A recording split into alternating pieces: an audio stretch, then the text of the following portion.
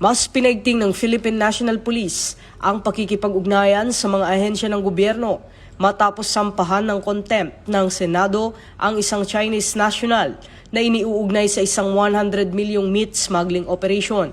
Sa pagdinig ng Senate Committee on Agriculture, inakusahan ng sospek ng paulit-ulit na pagsisinungaling matapos nitong igiit na wala umano itong lokal na contacts sa kabila ng ebidensyang nag-uugnay sa kanya sa iligal na operasyon. Kasunod ng issue, iginiit ng PNP ang kanilang kahandaan na makipagtulungan sa Bureau of Customs, Bureau of Immigration at iba pang law enforcement agencies upang tukuyin ang mga lokal na kasabwat at tuluyang wasakin ang mga smuggling network sa bansa. Patuloy naman ang investigasyon ng Senado sa naging papel ng mga ahensya sa raid sa bodega na kinasasangkutan ng sospek.